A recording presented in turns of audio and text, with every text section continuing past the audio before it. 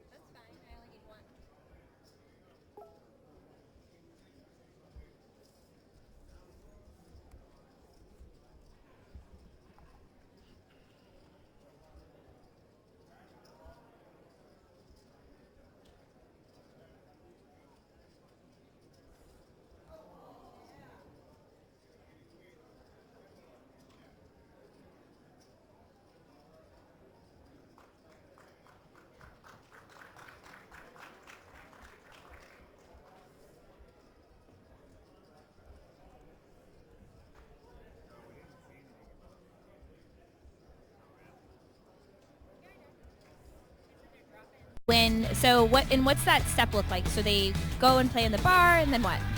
The first step is after you give me a hug and you sign in, you're going to play. The average is 35, 40 people that come to the venue. If you finish in the top 3, you earn a virtual token to play on an online tournament every Sunday mornings. The email that they get, they just have to follow it, make up a username and password, and Sunday morning they sit in front of the computer for free. And if they finish in the top 4% against the 600-700 other nationwide people just like these players, if they finish in the top 4%, they win a seat to play in this $200,000 championship. And if they win first, they get the whole trip paid for. They get that fancy packet. Exactly. Everything paid for. Plus the seat. They literally come here for free. They can win $50,000 for literally nothing.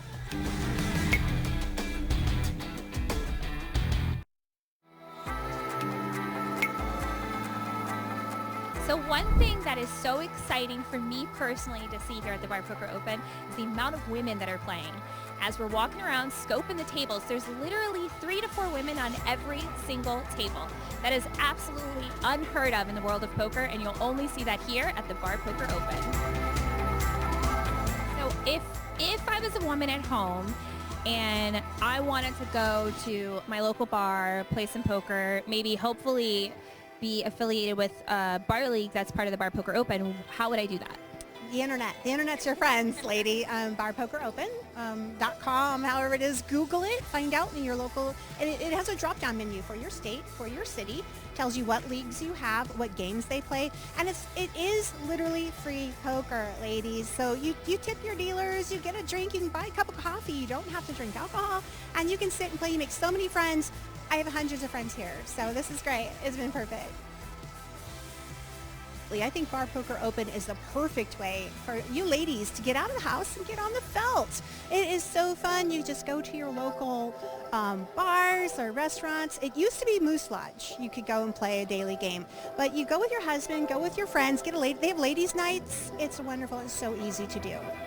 I'm over here because there's 3 women, and I'm cheering for you ladies. All right, so every time one of you is in a hand, I know you're rooting for them, right? Of course. That's what I do whenever I play. Obviously, you have to let all the ladies win. We're all making it to the final table here. Just ladies' final table. Oh my God, can we please make that happen? Okay, you 3, I'm deeming you as making the final table. Can we please have an all-ladies final table? That would be such a dream. Do you know how good that final table will smell? All right, so Donna, do you feel any pressure now? You were here 3 years ago, and now you know how to win this event. And it's grown now. Do you feel any pressure to win again? I don't feel pressure to win again. I just feel pressure not to go out early because the players here are so good, and there's just more and more good players coming in, and they're just awesome. So I'm just in awe of everybody.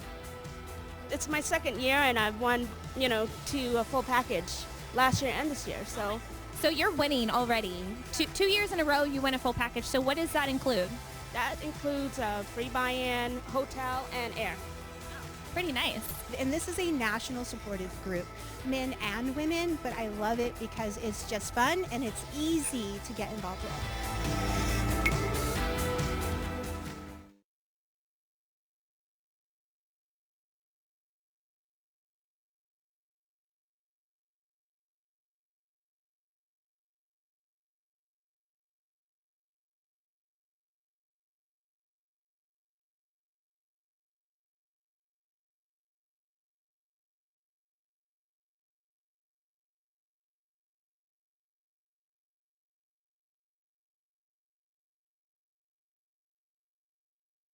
Okay. And then she just quit.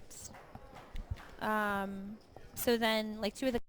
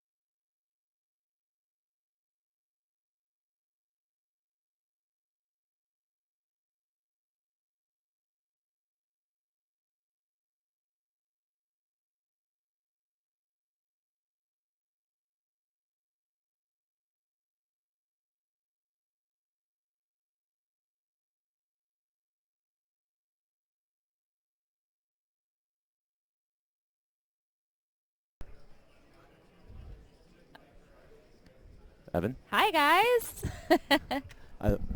Welcome. I thought we had the 2-minute.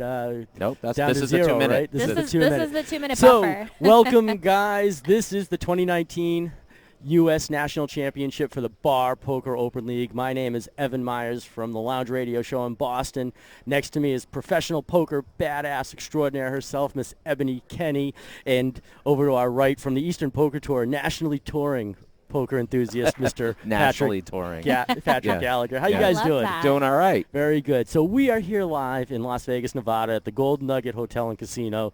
Like I said, this is the 2019 Bar Poker Open U.S. National Championship with $285,000 up for stakes with a $50,000 first prize. Bar Poker Open, guys, as you know, is an organization made up of 40 poker leagues all over the country, amateur poker enthusiasts who have played many different types of tournaments and won their way to this this great event here at the Golden Nugget. We had 1,485 total players that had qualified out of, you guys check this number out, 1 million participants Yeah. this year in Bar Poker Open. Over 300,000 unique players started this, 40 poker leagues all over the country. Yeah, that's and, amazing. 24 leagues are in attendance today, and it's pretty crazy. 457 players started Flight 1A on Monday, 529 players Tuesday, and 499 players on the second chance yesterday, getting down to 75 players, again, all vying for $50,000 first prize. And Ebony, you and I, this is an old hat for us. You've been doing Yeah. this for many years. You and I shared the microphone Yeah. just last year. And Patrick, you and I at the Eastern Poker Tour Championship at Foxwoods in Connecticut down Right. there just a few months ago. Right. So guys, you guys have been walking around and touring and touring around, seeing what's going on. And what are some of your initial thoughts going into this tournament? I mean, like you said, I've been with the Bar Poker Open since its inception in December 2014. So I've seen this tournament become, like, take on a life of its own, where first place back then was $10,000, Right. and it was still life-changing money Yeah. because you have to remember these players they're playing for fun, they're playing for social poker, they're playing for Right. bar tabs. $10,000 is still life-changing money. Right. Now, fast forward 4.5 years later, and we're at $50,000 for first place. And 1 million players, 1 million people Yeah. playing. A million It- participants. Yeah, the just entered. impact is unbelievable. And- It's amazing. I'm hearing some great stories all over from many poker leagues. But you know what? We're at the feature table right now, so let's do a quick introduction. In the first seat from the Nevada Poker League, that was Jim Campbell. Here, representing Eastern Poker Tour, Mr. Johnny Kelly in the 3 seat. Our friend Jennifer Payton is in the 4 seat. She's from the No Limit Poker Tour in South Florida as well. So we're scrolling over. The back of the head there, we don't know who that shot is. Ha ha. But in the 5 seat, right there, there's Judith Clausen from Contenders down in Pennsylvania. That's a pretty cool poker league, and that's Contenders with a K. They Right. always make sure that we know it's spelled Contenders with correctly a that way. K. Absolutely. I was reminded that myself. Absolutely. And in the... So, Oh, I think we're on Judy. oh, now we're on She- Judy. Yeah, she likes to be called Judy, not Judith. It's so funny. I don't know. Donna. Donna Rohr there from the Nevada Poker League in our 6th seat. She's checking her phone. She actually won this event 3 years ago. That's right, she did. So I'm excited to see her back and rooting for her. There you go. Lyle Dunnigan from Indiana in the Poker League. The Poker League, League. like the Ohio State University there. The Poker League in Indiana. Good luck to Lyle. And rounding it up in the 8th seat from River Chasers down in Maryland, it's Mr. Neil Lawson. River Chasers is Eastern Poker Tour's partner in this whole Bar Poker Open, Yep. and our buddy Griff and Yep. Glenn McCrory, who have spent countless hours, days, years putting together this amazing event. So we want to thank them as well. This has been great. So what have you guys been seeing over the last couple days? Well, I think that the interesting thing about this is you have to really look at it as grassroots poker, right? If you really look at it, there's a million people playing, which 300,000 unique participants. So you're really talking about groundswell or grassroots poker, right? Right. From all across the country, everybody's getting a chance to play. They're learning the game. It's very social. It's very inexpensive, and in some cases free. Some cases they're getting food that's coming, and they're participating in the league.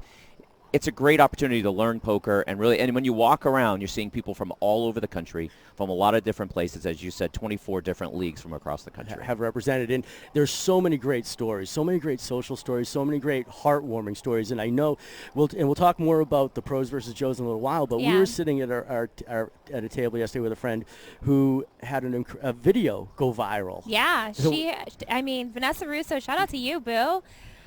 She actually was super excited. She's part of the Atlantic Poker Tour. Yeah. So, and this was her first Bar Poker Open, and she posted a video on Twitter about how excited she was to come out here, and she was really grateful for her coach, Jonathan Little, and that she was really excited to meet me.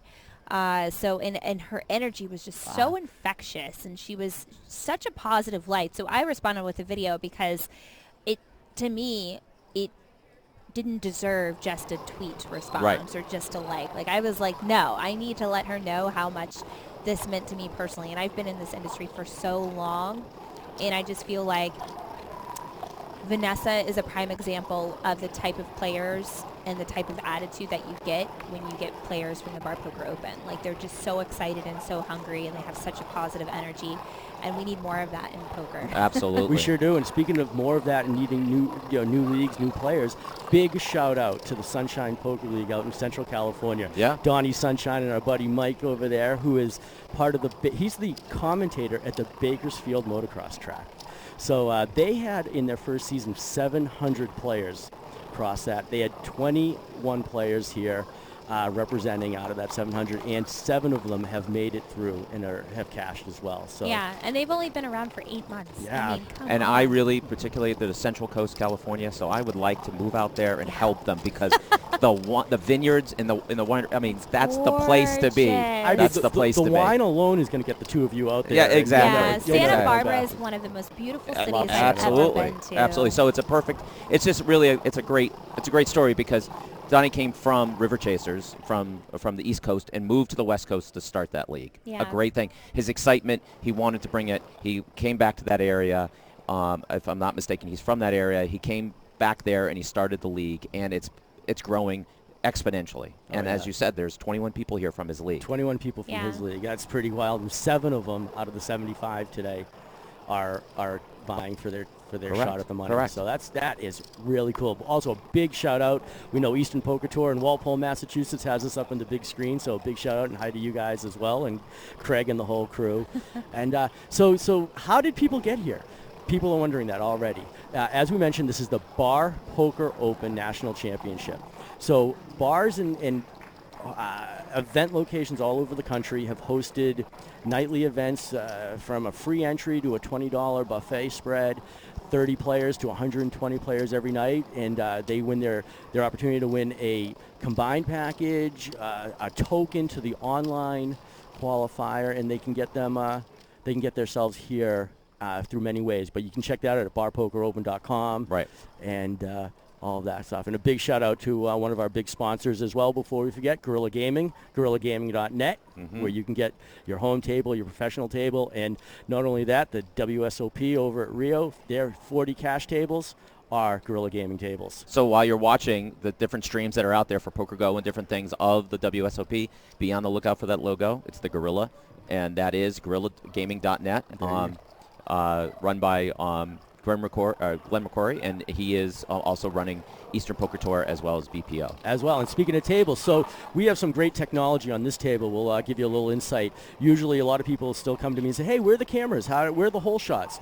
Well, these tables don't use cameras. They use RFID technology, radio frequency infrared device technology. And what that means is there's a little microchip, filament chip, inside each card that represents the card. In those little squares you see in front of the player's stacks, there's a card reader on there.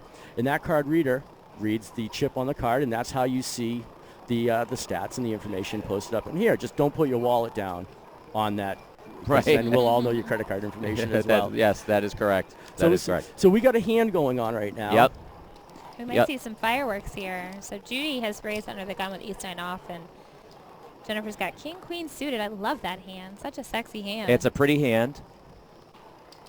And I think one of the things I always look at this point, the blind levels are such that people are going to be slowing down their game. They're going to be making much more they're going to be thinking about what what they're going to do with their cards, thinking about it. I think things happen. Everybody slows down when they come to that feature table. They're also slowing down because of the blind levels. They're starting to really think, I'm getting close to the end. I might be able to win this. So the decisions are longer. They're thinking about it, and they're really trying to make the right decision at the feature table.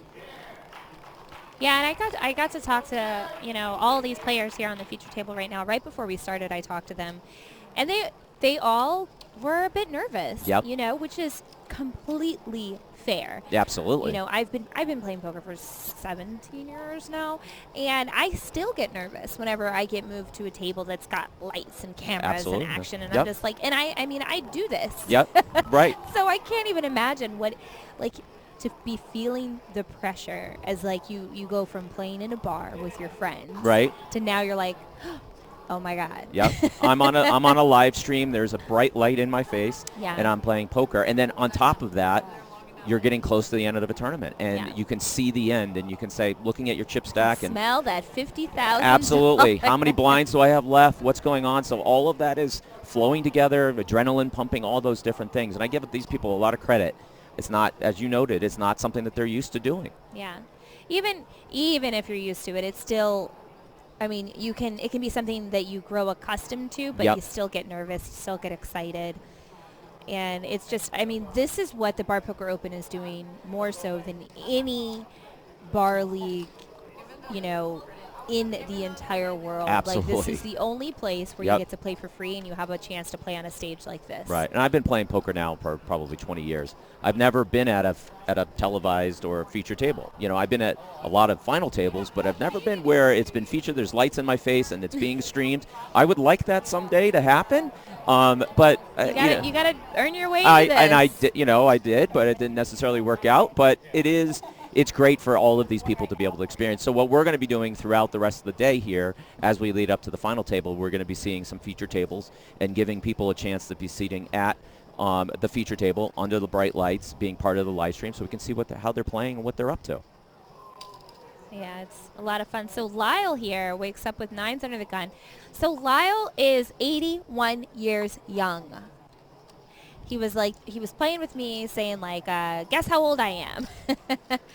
And his nickname, I was trying to get nicknames from everyone because, as I said before, Donna won this event 3 years ago. Mm-hmm. And I gave her the nickname Hot Donna, and she absolutely hates it. So I'm like, all right, Donna, I'm not going to call you Hot Donna. She's like, thank you, I would appreciate that. So I took the time to get nicknames from everyone. Okay. So Lyle's nickname is Old Motherfucker. Okay. Okay, That's well. what he gave me. Well, I didn't name him that. That's what he said. And I was like, you okay. can just embrace that. His goal, I would like to bring this up, is his goal is if he wins, or the money that he wins, hopefully, Yeah. he would like to play in the main event. I love That's his that. goal. So some dreams can come true here. I think for all of us, I know that you have played, Ebony, in the main event. I have not yet. I think that is every poker player's dream, Of is to be in course. that experience and to see all of that and be part of that pomp and circumstance. So just a goal, and he's from Indiana, and he won a total package to come out here. He won the Nice. seats through the Poker League, and so that's it. And he's been to Vegas several times.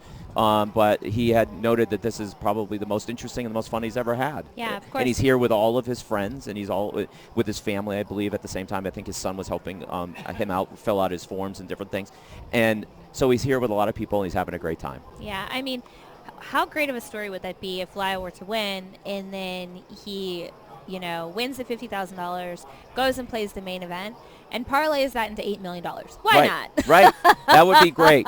That would be. Could we get a percentage of that because we're helping him? He would then take this video and use it as coaching, and then we could get right. I think that works. All right. I think that the certainly BPO, the BPO training site. I don't know. Maybe that's what it's all about. You got to. And his favorite player, by the way, is Phil Ivey. So he's not a bad choice. Now, we should mention a notable, our last year's champion, Mr. Basil Congro. Yep. Who also not only took this down, but just a few months later took down Eastern Poker Tour's championship at Foxwoods in Connecticut. Unfortunately, Basil is out of the tournament. Just a little while ago, it knocked out, but wanted to at least give him a congratulations for making it this far again. Another solid poker made player. it through 1,400 players to be in the neighborhood of top 60. Somewhere right around there. Just an accomplishment that you don't see. I mean, it's just his ability as a poker player. He's been able to consistently play at a very, very high level in this tournament as well as other tournaments at other venues. So it looks like things are pretty calm here, pretty steady at the final table. We haven't seen. We do, as I just say that, Johnny Kelly pushes all in with 625K. Just as I noted that. Maybe I'm not necessarily Nostradamus there, but so Johnny is he's under the gun +1, short stacked at 625,000. Blind levels, I believe, in the neighborhood of 100, 200,000.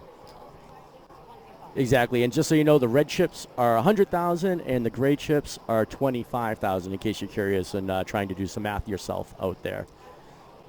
So Johnny's all in here. He was under the gun +1, and he's all in with Ace 4 offsuit. So we'll see if he's going to get looked up here.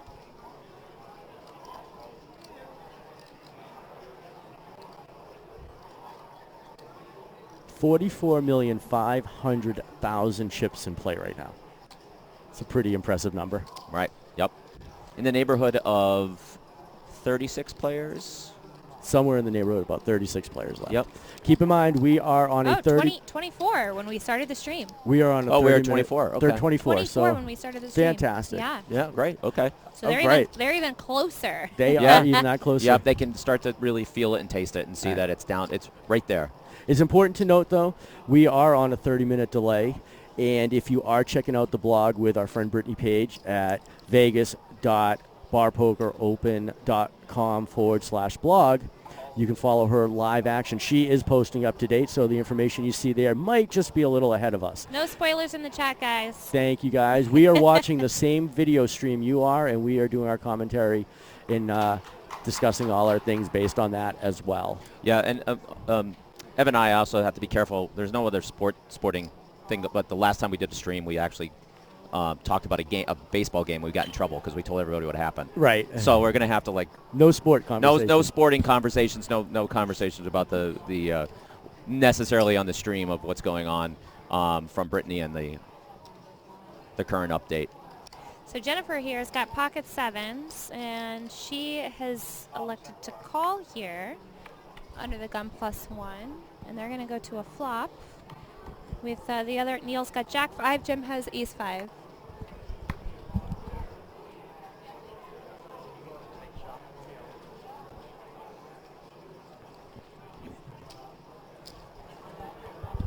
Pretty uneventful flop there, and turn as well. Jennifer's still leading with her sevens. She wins the pot. I think that's what we're gonna see with a lot of these players. First couple of orbits, kind of feeling everybody out, not being super aggressive, particularly of the bigger stacks. I mean, Johnny Kelly obviously is the shorter stack. He's going to have to make a choice. Am I folding? Am I ripping it all in? There's not many decisions left whenever you're down to the 3 or 4 big blinds. It's just all in or fold. He did get back. He did chip back up to 1 million chips with his shove before, so. He's got a little bit of leeway, but not obviously Jennifer, Judith, majority of the players here have enough where they can play a little bit post-flop.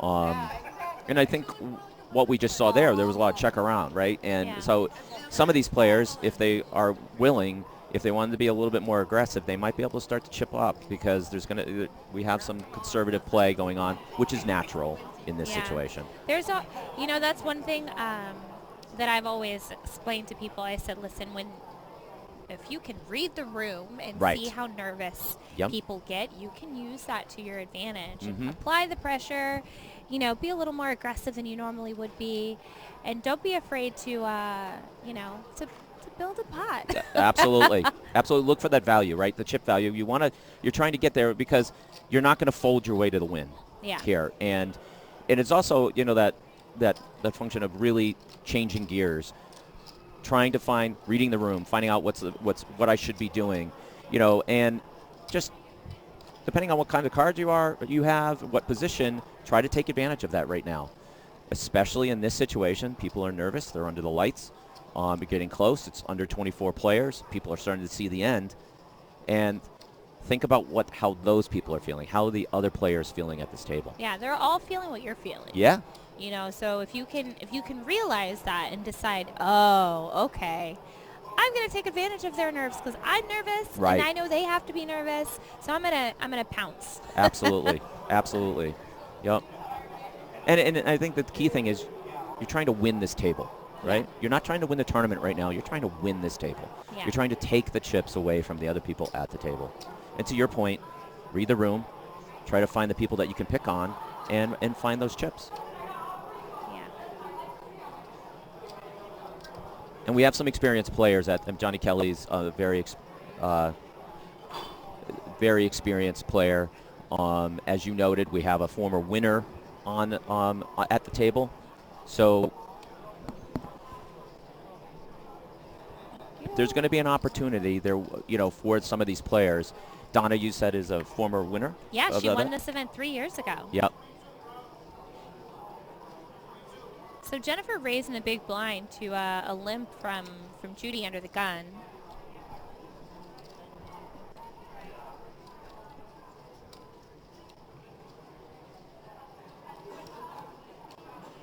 And she's c-betting the flop, and we'll see if she's gonna and it does. It just takes it down. Yep.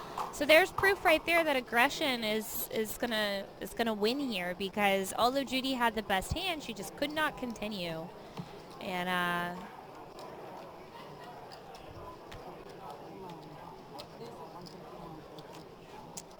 the c-bet takes it down. There you go. Hey, for you who are just checking us out, you are watching us live, the 2019 Bar Poker Open U.S. National Championship, $285,000 at stake, $50,000 first prize. We are live here at the Golden Nugget Hotel and Casino in Las Vegas, Nevada. My name is Evan Myers from the Lounge Radio Show in Boston, poker pro extraordinaire, and just general badass herself, Miss Ebony Kenny, What is up, guys? is hanging out with us, and Patrick Gallagher is also a nationally traveling poker enthusiast. Yeah, well, let's define that. What that means is that I travel for You've work. been to more casinos than anybody I know combined. Well, what it comes down to, it's because I'm traveling for work. I want to not get in trouble, right? So I just try to find a poker room where I am. There you go. And go and play it. And actually, we were talking about this the other day, as I should start some sort of blog or something and talking about and giving recommendations on them, because I'm an old guy, right? So I want it to be comfortable. I want to have good food. I want to have good play. I want to be able to get there easily. You want to be able to sit in the 6th seat so you can see the cards. Exactly.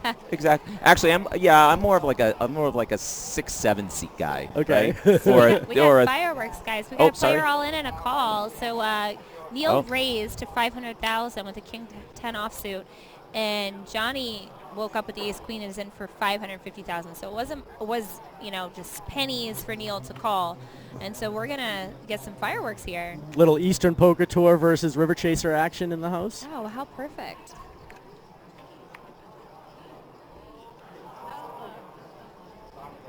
So 3 diamonds on the board, but Johnny's got the Ace of Diamonds.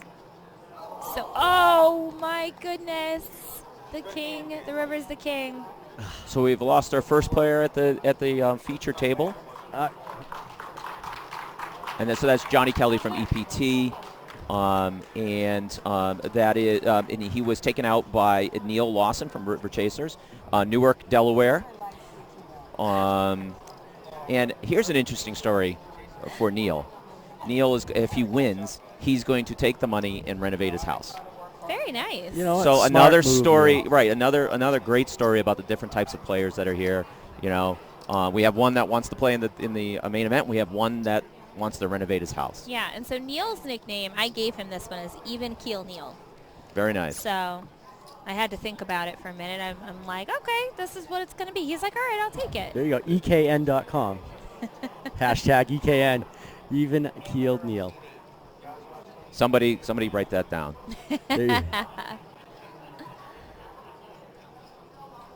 So there have been some fun, not only is the championship series going on, we have teamed up, and Bar Poker Urban has teamed up with the Grand Poker Series here at the Gold Nugget, running the entire month. And there have been some amazing events. There's a pot limit hold'em tournament going on. There's been a daily $150 event. It's pretty amazing.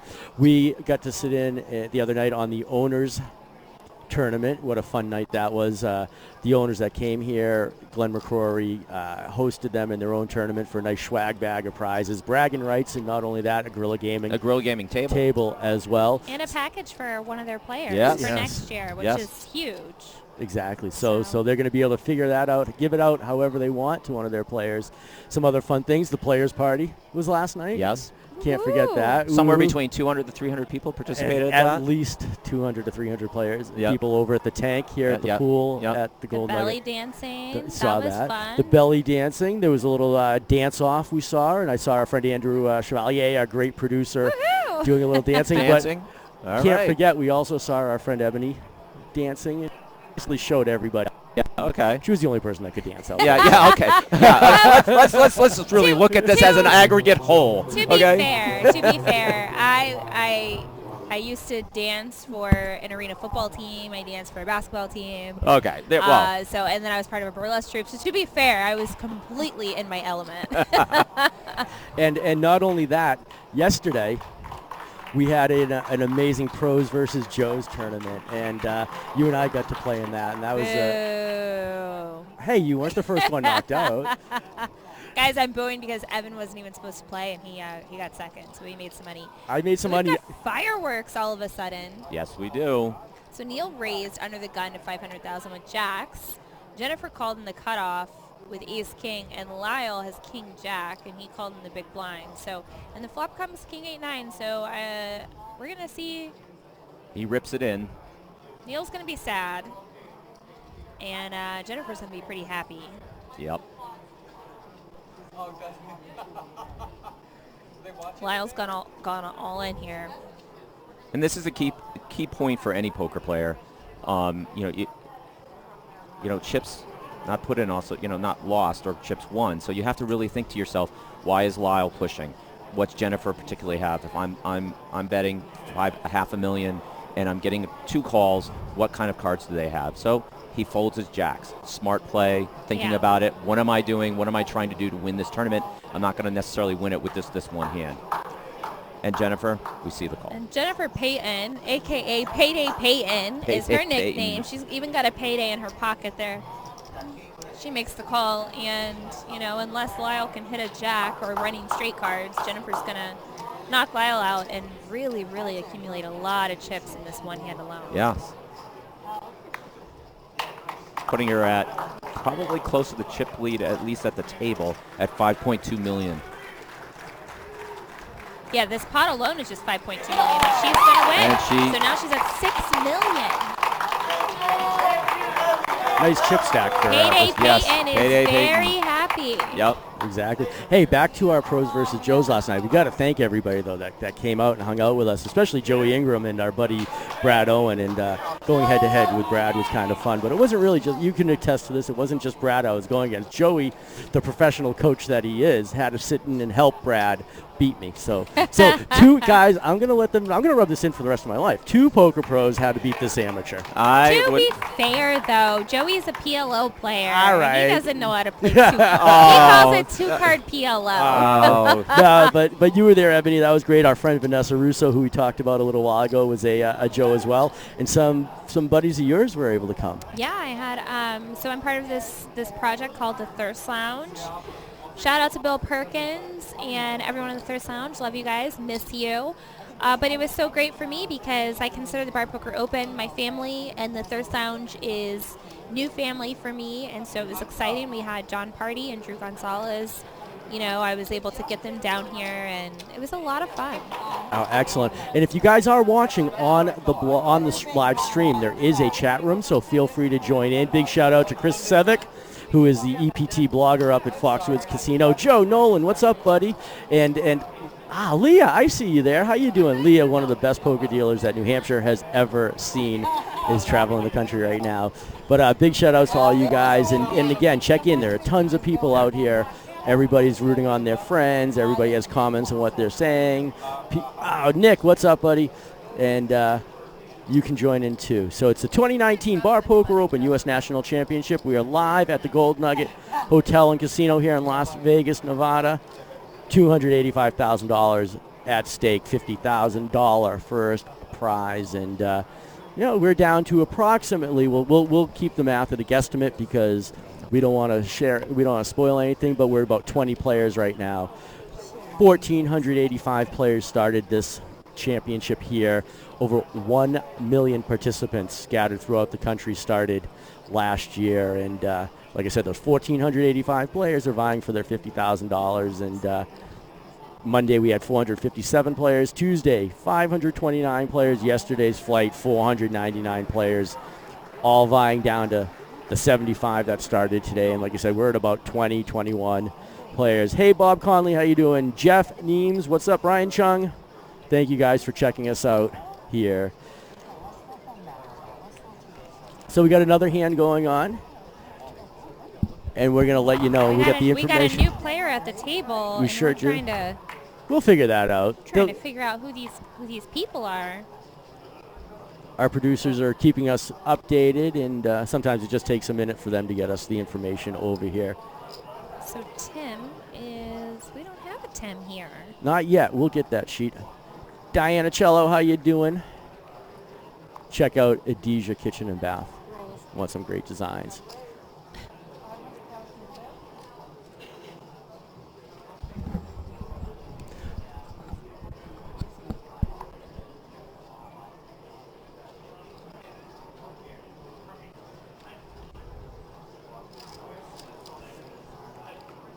Awesome. And maybe our producers can give us a chip count graphic as well, just so we can see what everybody has and confirm where they're at on the table as well.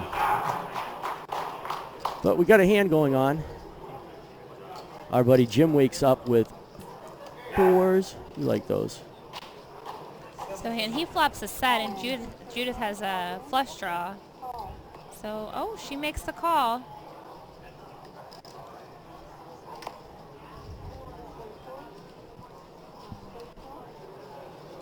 So she's going to need running straight cards or a flush. Well, that's not going to do it for the running straight card. So she needs a club and a club only. She's got 8 outs to take down this 5 million chip pot. And she doesn't get it. So Jim's going to hold here in a nice little spot and double up to 5 million. 5 million chips. So we're starting to see the table settle a little bit. People are starting to take make some moves. Jim Campbell, he is from the Nevada Poker League, from Henderson, Nevada, right nearby. His favorite room being the Venetian. His plan, what he's going to do with the money, he's going to spend it. So Jim's nickname is Mayor Jim. And I asked him how he got the name Mayor Jim, and they said because he's super, super nice to everyone. And I asked him, I said, is that true? And he goes, yeah, I'm a nice guy. We need more of those people at the poker table. I mean, really, right? We need more of these people who are enjoying themselves and having a great time playing poker, and not complaining about, positioning and other different things that, sometimes you'll see at some poker rooms. His grandkids are here. That's his favorite thing about being in Vegas. His favorite poker player is Erica Murphy. Do you know who Erica Murphy is? I do not. So this was, this kind of speaks to how nice Jim is. So Erica Murphy is actually one of the Sunshine Poker League players. Ah. And I actually just got to talk with her for a few minutes right before we started the live stream. So she is a school bus driver, and she met Donnie just like, I'm not sure how they met. I think like they were just walking or something, and Donnie doing what Donnie does best. Right. Talking about the league. Yeah, and he invited her, and she said it is the best thing that has ever happened to her, because before Sunshine Poker League, she was going home every night just kind of like really alone. Right. Yep. She's a cancer survivor. Mm-hmm. She didn't, in her mind, she didn't have much going for her, but she found Sunshine Poker League, and she said it is the best thing that's ever happened to her. She's so happy, and she has such a positive attitude and a great head full of curly hair now after cancer several years ago. And she is just such a positive person. And so I love that Jim, from a completely different league, put her down as his favorite poker player. It just shows you the type of people that are playing here. And if anybody has had a chance to play and pub poker I have, and it is a little community that gets together. Some people play once a week, some people play twice a week, some people play 6 times a week. It really is. Some people. It depends on what you need and what you want to do of working on your poker, but also just knowing people. Yeah. And some of the leagues, the Eastern Poker Tour, it's the game, and then there's a break, and there's food, and everybody talks and has a good time, and then they go back to the table, and then everybody wants to beat each other's brains in as it relates to the poker table, but you're spending time. Everybody, how's it going with the kids? What's going on with your life? How's things, and also when we've had people who have either passed on or are sick or whatever the case may be, the community rallies around that person, and there's a lot of opportunity for people to help each other out. So it's not just about poker. The camaraderie is undeniable. Absolutely. And the support system. And one of the things that Donnie came up with, and I love this so much, and it kind of sums up exactly what bar poker is and what the Bar Poker Open has become, is turning strangers into friends and friends into family. One tournament at a time. I mean, somebody pay that man Absolutely. for that. Well, that just is so fantastic. The excitement factor of when you meet, we have 24 leagues here, and they had the owners, and we were involved in doing commentary for it, and we got to meet all of them, and just the excitement and just how happy they are, and Donnie is a perfect example. He's trying to get the league going, and he is talking, and they're here supporting their players. Not really coaching them necessarily, but here, when something good happens, they're taking the time to support them and talk with them and show them support on the rail. And that's the type of people you want on the rail. You want your friends, people that you really know. And as we noted before, a lot of these people are a little nervous, right? Getting close to a big tournament. It's nice to have your people behind you and cheering for you. The cheers that you hear here, the same type of cheers you hear at the WSOP or some other place. Yeah, but that's the thing about it. It's like the cheers that you hear here, to me, I'm gonna have a difference of opinion here. Is like it's much different because it's not until people make it to the final table that and they have invited their friends to come cheer for. Like they have to invite their friends to come cheer for them, right? True. Where here, everyone is so excited, to cheer on their teammates. And every single hand matters. Even on day one, you have people cheering. So here we've got Neil all in with pocket sevens against Judith's ace-3 offsuit. And so Judy is the one that's got the most chips, or has the least amount of chips. So she's the one that's up for elimination here. And she fluffs a flush or a straight draw. Jeez, my brain. This coffee is not kicking in. So she needs a deuce or an ace. Not hopping her out, but she's still got plenty of outs.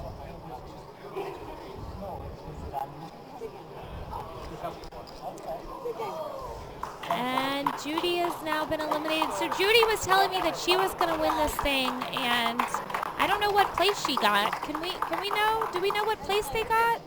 But Judy's representing Contenders out of Pennsylvania. Right. Contenders with a K. Contenders Make with a sure we say that, because I have been reminded about that multiple times. Judy's plan with whatever money that she gets from here is to bank it. So we've had somebody who's going to go to the World Series. We have somebody who's going to work on their house, and somebody who's going to put it in the bank. And she has been to all 4 of the previous, this one and the 3 BPOs before it, here in Las Vegas. Awesome. Nice. Good for her. Good for her. So our great production team will get us some stats up on the screen for you guys to view. Let you know who's in what seat so you can see it, and their chip count as well. So we're down to 5 here at this featured table, and I assume that we're going to do a redraw here pretty soon, because I know just here alone we've knocked out a few players. Yep. So, look, there we hello, are, guys. Hello. So we are live here. It's the 2019 Bar Poker Open U.S. National Championship live in Las Vegas, Nevada. I'm Evan Myers. This is Ebony Kenny and Mr. Patrick Gallagher. We are going to hang out with you for the rest of the afternoon. 1 million participants started at the beginning of this season. 300,000 unique players, 40 different poker leagues all over the country. 23 of those leagues made it here today or this week. 1,485 players started on Monday, and we started today at 75 players. We're down to about 20 players right now. Right. They're shuffling up the tables. And these players are playing for their share of $285,000 in prizes. Right. $50K for first place. Yeah. I mean, it's not only $50K for first place, but it's $28,000 for second, $19,000 for third, $15,000 for fourth, $11,000 for fifth, $9,000, $7,000, and $5,000 plus, respectively, for sixth, seventh, and eighth place. So make it to the final table. The minimum is that you're going to take home is going to be $5,700. $5,700 payout for the final table, all the way down to 75th place, which is $700. So everybody is that started today is in the cash and is feeling pretty excited. Absolutely, absolutely. And we started the day with 75. There was a quick, really reduction in the field. Probably in the first hour, we went from So quick. 75 down to in the 40s. Yeah. There was a very, very quick reduction in the field. And really, the blind levels obviously growing up. People are having to make decisions, and things started to settle down now. We're starting to see things slow down a little bit. We are seeing some people get knocked out, but it's slowing down a little bit. The players are being a little bit more conservative, trying to think about what they're doing. We were talking about before, people getting to this feature table. They're under the lights, things that may slow it down a little bit too, because they're a little overwhelmed. Like anybody would be overwhelmed. Well, some things at the feature table are also naturally slow. And people have asked me, why doesn't the dealer just keep dealing the cards? Well, as we mentioned a little while ago, and this is an important fact to know, Yes. not only is there electronic technology in the cards and in the table to read the cards, we have a statistician, Mr. Jeffrey Maynard, who is hanging next to the table, who's watching everything that's going on. The dealer has a microphone herself and earphones, and she is communicating with the production crew as well. So she's telling them how much each player is betting, while Jeff is inputting that data into the field, while the computer is reading the cards, while Andrew is behind the screen making sure everything is up on the stats for And you. so that we can see how many chips everybody has, what's going on, when things are happening, when an all-in happens, whatever the bets are, so we can understand what's going on. And so people don't necessarily understand that we have all this technology, but there's a lot of people behind the curtain to make Yeah. all this work. a lot of people. It's one of those things. So, I mean, this happens in anything that is involved a camera crew or anything. I mean, time and time again, I've played the WPT, and there's nothing like where you're all in and you have to wait for the camera crew. You're just like, hurry up and either put me out of my misery or Right. let me double up. But Right. you have to wait for the camera crew to run over, and then they're like, okay, go slow. And you're like, no, rip back just the put Band-Aid. the cards down. Yep, Exactly. yep, So, yep. it happens everywhere, not just here. I'm sure that you're probably right. The first time that they're, wait a minute, why are we waiting? Put the next card yeah, out, right? it gets, Exactly. you get anxious. Yeah. You're just like, listen, this is already so nerve-wracking. I'm already here under these lights, and I have people watching my every move. But now you're going to make me wait? Right, right, absolutely. It is a different experience. So Ebony, you've played a lot of tournaments where that actually happens. Yeah. Aside from getting, the hurry up and wait scenario, does that affect the way you play? Could you see that affecting people's? I mean, absolutely. I don't care what anybody says, the pressure of, because normally when you make decisions and you're playing poker, you're Right. making that decision completely on your own, right? But now you have this added pressure of the people at home, the people who support you, the people who believe in you. You have all of this, and one would think it's imaginary pressure, but it's real, and you want to make people proud. You want to make the right move. You want to do the best you can. So you have all of those added variables yeah. that become super high pressure, and it's just inevitable that sometimes you buckle. Yep. And Or make a buckle or make a mistake. Yeah. And I would say your family but it's also your poker friends. Of right? course, yeah. And you want to represent, and I haven't been at a broadcast table, but I've been at final tables and different things, and people are texting me what happened, what's going on. Yeah. And when you have to report that you just did something boneheaded, right? So you have that. It's definitely something that you feel, and that you have to. And on top of all of that, you also can see the end. You can see a lot of money that is out there, and that you could have for yourself, and you have to really stay focused. We were talking about before, watching what everybody, when you're feeling nervous, watch what everybody else is doing, because it's going to stop you from being nervous, and recognize that you know what? Everybody's Everybody is nervous. nervous. Yeah. Right? So, Ebony, are you a texter at the table? I know yesterday when we were playing, and it was kind of cool, to be honest with you. All my friends were texting me while they were watching the stream. It's like, what's going on? And exactly like you said, Patrick, wanting to know your updates. Are you a texter at the table? Do you get a ton of texts when you're in that situation? So I try. I'm one of those people that I really, unless it's like a really big hand and like I'm extremely curious about it, and I won't feel okay until I have the information. Unless it's something like that, I'd honestly rather not know, only because I don't want to psych myself out. So like there have been times where I sit down at a table and like someone will text me and be like, oh, be careful, the guy on your left, he's really good. And I will let that affect my assessment of that player. Right. And like sometimes I'll give the person too much credit instead because of outside influence, right? Or sometimes I won't give the person enough credit because of outside influence. So, and the thing that you have to remember is that only you can process the information you have. You have to, assess situations based on your reads, the way that someone has played hands without, letting someone else kind of inevitably be like, oh, no, listen, they're really good, And so I have done that before. So I know that now. So I'm like, look, don't tell me shit. Yep. I don't want to know. I don't want to know. Right. I don't want to know if I got bluffed. I don't want to know if I made the right fold, whatever. Sometimes I want to know if I make the right fold. But I definitely don't want to know if I got bluffed, just because I'm just like, listen, I don't want to be angry. Yeah, right. Or and I don't want to be mad at myself also. I think we're all trying to find that leveling of our personalities, right? And no matter what tournament you're in, you want to find that level place where you can observe what's going on. I agree with you. I don't necessarily want to know if I've been bluffed or not. In that particular situation, I made that decision. With all of my poker friends, we always talk about that there's a significant hand in every tournament. There's one tournament where what happens in that hand will particularly affect you for the rest of the tournament.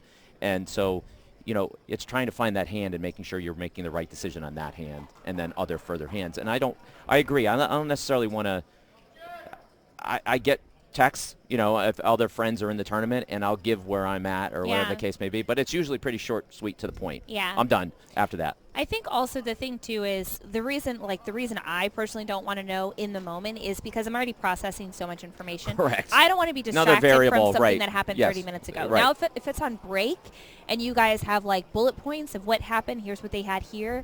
Now I can process it, and I'm not distracted by hands that are going on. I'm not missing out on information. Right. So don't get me wrong. I definitely want to know. I just don't want to know in the moment. You want to know at a particular time. Yeah. And when you're able to process your advantage. it. Yeah. Yeah, absolutely. When I can actually use it to adjust. Yep. Because it's so hard to adjust in real time. Right.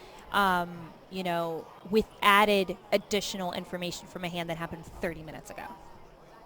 All right, so it looks like they're just about finishing this reorganization of the tables, and our production team will get us all the updated information on the new players. And one thing I want to remind you, and you guys out there listening and watching haven't heard us do a ton of analysis and criticism of the hands. Want to remind you guys, these are amateur poker players from all over the country. No poker players here are playing. So they want to know what they're doing well and doing not well, but they don't need that in-depth criticism that's taking it to a level that a poker professional would want or need. And we're not here to criticize. As we've mentioned a few times already, Bar Poker Open, it's a very friendly, very family-oriented group of people. Granted, 1 million people have started, but they all have similar goals. Is they do want to be the best poker players they can be, but they want to have a great time playing, and they're playing this type of poker, whether it's free poker or a small buffet fee. They're just playing it for the enjoyment.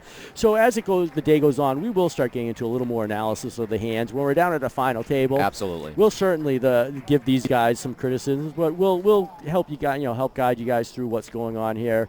We have the Tournament Directors Association guidebook with us, so if any questions come up, feel free. Shoot us some questions. We can check that out. There's always one or two on the stream. There's always one or two on the stream, and so we are here in a hand. So I'm guessing that I got all the players right now. All right, let's see here. Let's see. So that's definitely Mike in seat 3, and we have John Germano in. Yep. So you got Phil. 6. Yeah, Phil there.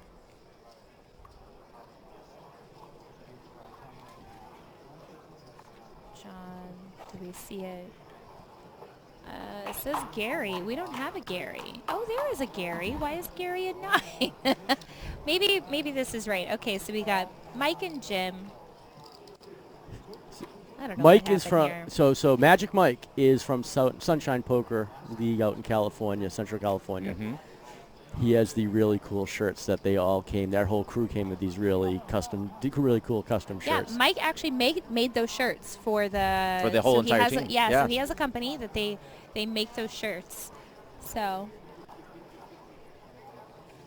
I think I got it right now. So let's see, John. Yep. Yep. John Germano from EPT. Donna's still at the feature table, former winner.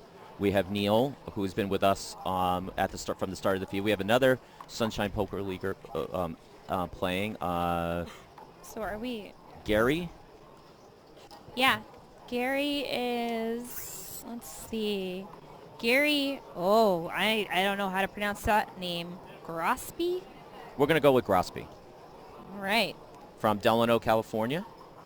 If he's gonna, listen, what he's gonna do with the money, take his wife out on a date. Now What that's kind of date no. You know is what? that? You know what? That's the guy who knows what's going on, right? Happy wife, Happy life. happy life. I mean, what date? Think about the date he's gonna like. If that's his one goal, she's like, drop the mic on this. You got $50,000. I want you to dream bigger than you've ever dreamed. That sounds like a Bali vacation. Yeah, you know what? Right. I respect the heck out of this guy. That's the way to sell it. He needs to know he knows what he's doing there. All right. Absolutely. Speaking of selling it, this is the 2019 Bar Poker Open U.S. National Championships. We are live at the Golden Nugget Hotel and Casino here in Las Vegas, Nevada. My name is Evan Myers. I'm joined with Ebony Kenny and Patrick Gallagher. We will be with you through the end of this. We are watching the final, let's say, 19th. 16 16 for sure If we're down at players. 2 tables, and we got a full table here. We're down to 16. Yeah. So Yeah. our crack I got production it. team has got the details on all the different people at the feature table for us. Thanks, guys. There you go. $285,000 at stake for this championship. It started as a $200,000 guarantee. Last year, they blew away that guarantee at $250,000, and now this year we've blown away that prize pool for $285,000, $50,000. Guys, you caught me. I'm bragging here. I used deductive reasoning to assess the sheets we had on our new players. There you go. And I got it right. She got it. She was 100% right. High fives to Ebony for that. We have a new producer on the team. But like I said, $285,000 at stake, $50,000 for first place.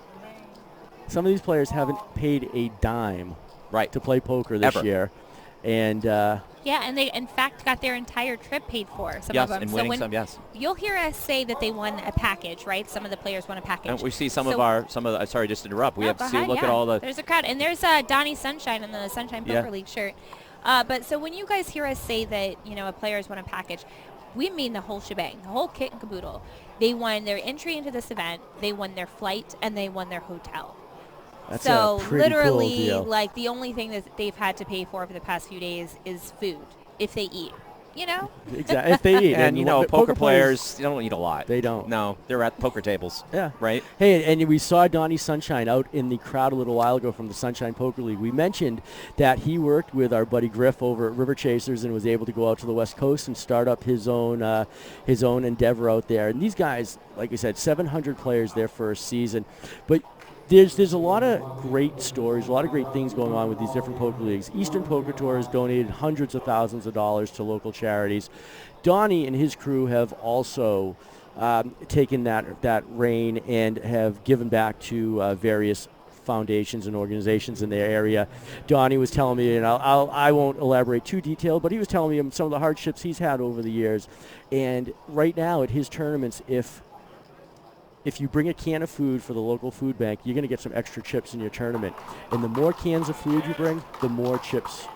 And he was telling me tens of thousands of cans have been donated to the local food banks as well. What an amazing crew. Absolutely. That's amazing. So it's just not just all about building community. It's not all about just playing poker. It's not all about finding friends. It's also about helping your community. And giving back. And then for Eastern Poker Tour, we have the charity arm of Eastern Poker Tour. So along with playing for bigger pots, we're also helping local charities in the Boston area, which is terrific for the charities in the local area in the Metro West of Boston, Massachusetts. Exactly. And just as a reminder, the red chips are $100,000. The gray chips are $25,000 if you're trying to do that math yourself. 40 poker leagues started this. 43 actually. 43 poker leagues started this, and 24 leagues are in attendance today. We're going to get you some chip counts in a little while as well. Graphics will get that up for us, and we can keep you posted.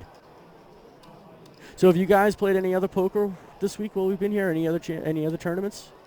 Played a little bit. I actually, because I also have another job and working, so I've been working during the morning and then helping out with the stream and so forth. But it's been limited.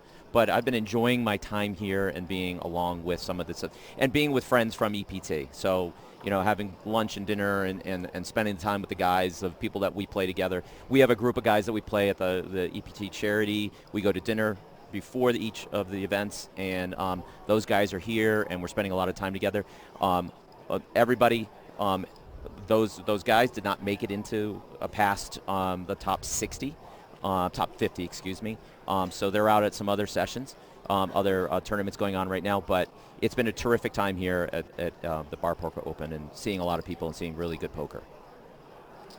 I know you've been playing in a couple tournaments lately. So what I've been doing because the Bar Poker Open has been in Vegas, so what I've been doing is I've been using the Bar Poker Open to kind of launch my summer out in Vegas for the World Series. So I did get to play the Owners Tournament, although I am not an owner of any of the Bar Poker Open leagues. I was able to tag in for like 4 or 5 different owners, and that was a lot of fun. So that I got my feet wet, so to speak. Dipped my toe in the pool by playing with them. Had a lot of fun. Played the Pros versus Joes yesterday, and I'm actually going to be playing the World Series double stack event this weekend. So yeah. And then going into the women's, you said? Oh, I'm definitely playing the women's. So it's one of my favorite events every year. And last year I missed the ladies' main event for the World Series, and I was very sad to miss it, only because I was happy to miss it, right? I was being a good friend. One of my best friends, it was her baby shower, was on day 3 of the ladies' event, which is the final day, and I was like, well, if I can't, and she tells me after she had already sent out the invitation, she says, if you would have told me, I would have switched the date to Sunday instead of Saturday, and you could have played that event. And I was like, well, God damn it. The one time I decide to be a good friend. Oh, we've got fireworks. We got a big hand. Yep, all in. John Germano opened for $1.9 million with 9s, called by Gary. Well, so actually Gary opened and John 3-bet. Yeah, you're right. Sorry, yes. And out of the small blind, and the flop just comes this, and woo, what a huge pot. Gary from Sunshine Poker League is out. And John Germano, EPT, is up to just under $7 million. $7 million out of those 44,500,000 chips in play. I still think, so although Gary didn't win, he's out of this event, and, what he was going to do with the money is take his wife out on a date. I still think, he was definitely guaranteed $1,945. We're not sure what place he came into. Can we get that on the graphics, guys? Can we know how many people, updates maybe? But we know for sure he was guaranteed $1,945. And I tell you what, Gary, you can still give your wife a fantastic date with those winnings.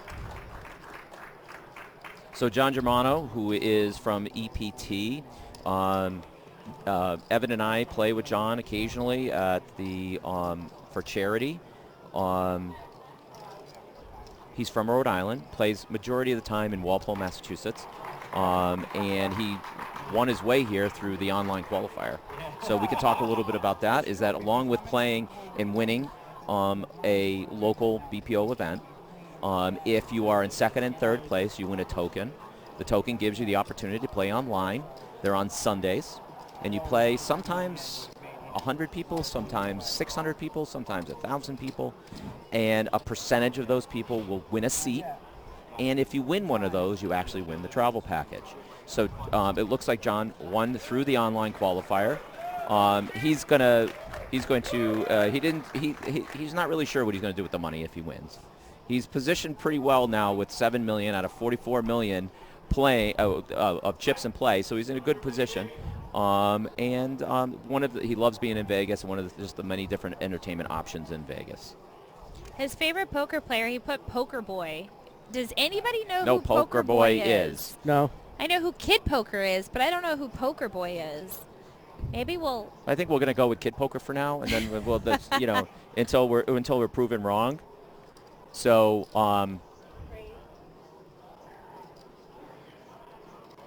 So I'm not sure. We're not really sure where the chip counts are right now, but I would imagine that 7 million chips is probably putting him close to the top of the chip lead, or in the top 5 to 10 in the chip lead.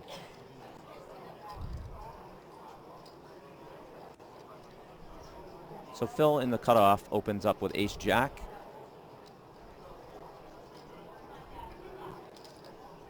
He raised to $500,000. Here's an interesting concept. So John then got on the button, he had Ace 8, and he folded. Yeah. I mean, I think for a lot of players, you have to learn that, just because you just won a great hand doesn't mean the rush is continue. It's not. The rush isn't going to continue. You still have to make the right decisions moving forward.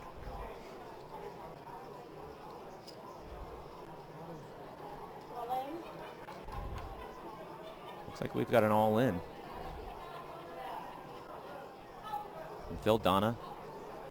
So Donna's just going to fold here, I'm sure.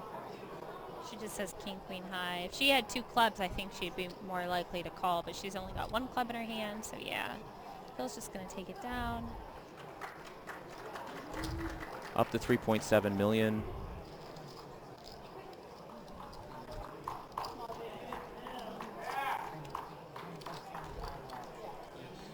So we're getting down to really brass tacks here, right? I mean, we've got two tables going, less than 20 people in the tournament right now. Decision making is, all the decisions you're making are key. It's going to heighten your nervousness. But you really have to slow things down, look at what everybody else is doing, find out what's going on. And to tell you the truth, to play, what we've seen when Evan, you and I have done these streams, is that a lot of times it really slows really down at the feature table. Yeah. And that necessarily hasn't happened. We're seeing some movement. We're seeing some movement of the chips. We've seen some knockouts. People are not being shy about raising if they have hands, and see if they can chip up to get to, because you're not going to, as we noted before, you're not going to win by just folding in this particular tournament, not with the blind levels that they're currently at. It looks like the action's on Mike right now. $200,000 for him to call. He sitting on his queen 10. We do know that Jim has the ace 9. Mike seems to be doing something that we talked about earlier today, Pat, is being consistent in his playing action. And versus playing fast, versus playing slow, or thinking about every hand, he seems to, regardless of the hand he's playing, he seems to be taking his time right now and thinking about that. And I think that's what we have to remember, is that we have a lot of players, and we've got John now wakes up with a pair of 7s in the cutoff, is that a lot of these players are still learning, right? And so finding that consistency, finding how you're playing, those things are key and important. I'm not sure if, Ebony, if you agree, but, to me, I think when you're at the table, you have to find how you're acting and try to find that consistency, because born out of consistency is also comfort. You feel like, this is my process, this is what I do. It also can help to shield, or so that people can't necessarily get a live read on you of what you're doing. So I agree that when you are, deciding what to do, that you should try and utilize the same amount of time. What I don't agree, however, is if it's pre-flop and you're folding, no one's going to get a read on if you. Correct. If That's 100%. I agree with that. I understand doing it once you've entered the pot Yep. and taking time to do it that way, but when you're deciding, we've got action here. So Jim bet and John shoved all in, and Jim called. So he's got a straight draw, 2 overs, and a backdoor flush draw against John's 1 pair. So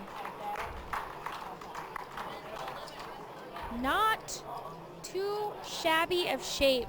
Jim's got to be in better shape than he thought, I think. Yeah, he's got 9 outs. That's not one of them.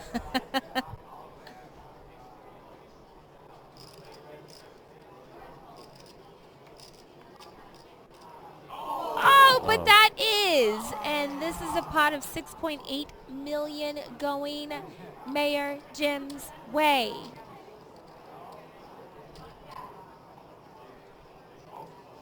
Getting back to what you're saying, I agree with you. I think pre-flop, and I know some of the tournaments that you play at the levels that you're playing, there's a lot of movement towards shot clocks and different things because of that.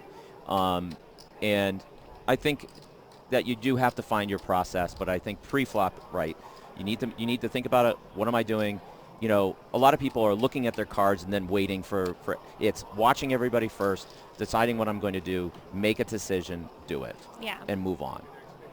Yeah, like although Mike is like taking his time, you know, and he's being consistent with how much time, it's one of those things where it's just like, you know, under the gun you're not going to raise with queen 10 offsuit, just fold. Like, come on. Yep. You know, and especially this is a turbo anyway. This is a pretty fast structure, and every single second counts. And unless you are the chip leader and you can afford the time, do the pressure, then okay. Yep. But yeah. Well, I think as players learn, is that you don't have to take all forever to make a decision. Yeah. Right. Can we tell all the professional poker players I know, that? right? My God, they're driving me crazy with this, taking 3 minutes for every single decision. Right. I mean, just have the clock button on play. Clock, clock, clock. I've actually played with a player before where every time it was on him, when it got on him, I just called clock.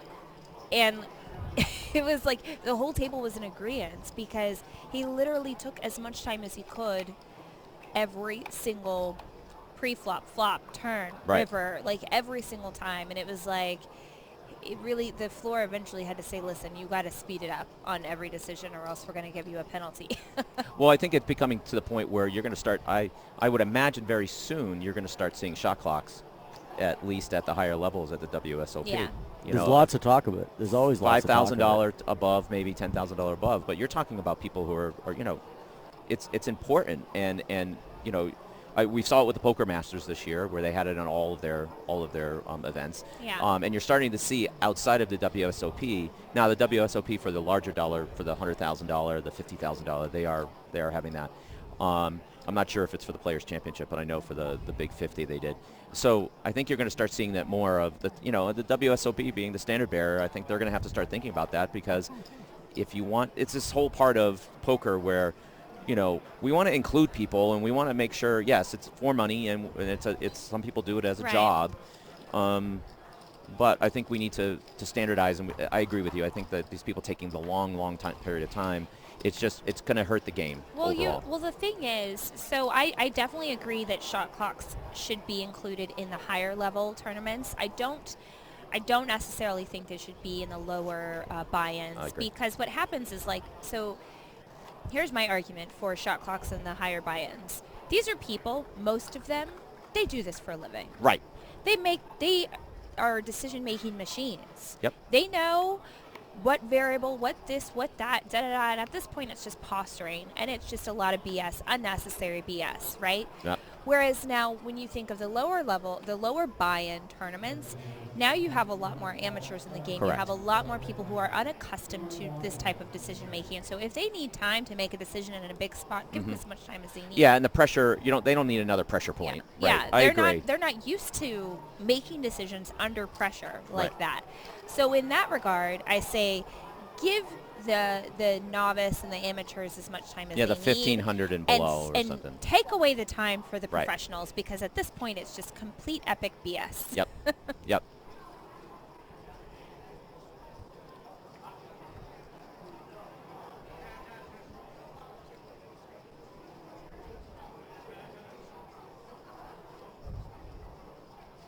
Can we get it? Do we know how many players we're down to? Can we get an update on that? Via the stream. And chip counts, please. So we are live, the 2019 Bar Poker Open U.S. National Championship here. We are live at the Golden Nugget Hotel and Casino here in Las Vegas, Nevada. I am Evan Myers, joined by Ebony Kenny and Patrick Gallagher. $285,000 at stake, $50,000 first place prize. Pretty crazy. 44,500 chips in play today. The red chips are 100,000. The gray chips are 25,000 if you guys are trying to do the math yourself. 1 million participants played over 40 different poker leagues this year. 1,485 players qualified and made their way out to Vegas out of that 1 million participants. 300,000 unique players. Monday we had 457 players, Flight 1A. Flight 1B, we had 529 players. Yesterday's flight had 499 players. They all made their way down to the 75 that started today, and we are in the 16, 17 person range. We're being a little vague only because we are on a 30-minute delay, so we're not trying to give away everything. We have an amazing blog at vegas.barpokeropen.com/blog. Brittany Page is keeping track. She's giving you all the live action updates Great as photos well. and great photos to interrupt. Great photos and just really keeping track of everything that's going on. Yeah, Brittany's amazing. She does a great job. Absolutely. I got to work with her last year, and she's just up to date and keeps all the stats and all the information there. She's managing the information on the Bar Poker Open page as well. Do you know how she actually got started in poker? Let's hear it. She was at the very, very, very first Bar Poker Open with her husband at the time. They're not together anymore, but she had just had her third child, and so this was how she played the tag team event, and this is how she had found poker. Right. And she had been playing for fun, and then came down and played the tag team event with her husband. And now it's 4.5 years later, and now she's worked with WPT. Mm-hmm. She actually got a job with them, and she worked with them for about 1.5 years, and now she's a poker reporter and photographer. And like Bar Poker Open, just presenting so many different opportunities. Launching no matter people what into side, their, what side of the table you are on or want to be on. So yeah, we're super lucky to have her. Brittany is so sweet.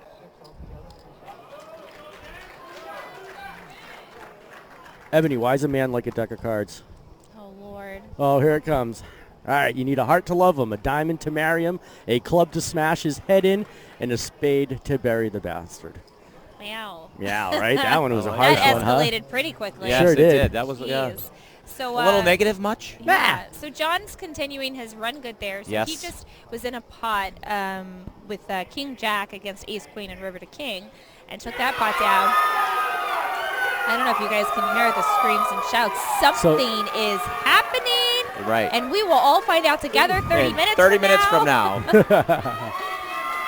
But you can hear all of the people involved. And these are all people who have been playing together and being part of BPO and supporting their brethren at the tables.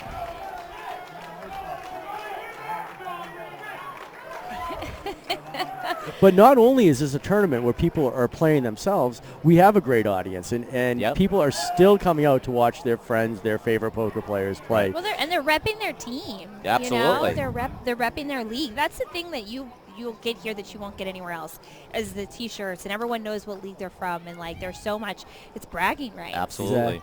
Yeah, we used to see it in like the main event around the stadium. You'd have, people bring 30, 40, 50, 60 of their friends, and they'd all be doing their With T-shirts T-shirts and up. different things. And That's what we're seeing here. We are seeing the exact same thing here at the Bar Absolutely. Poker Open, and I wish you guys could see it, but it is pretty cool to be able to watch that.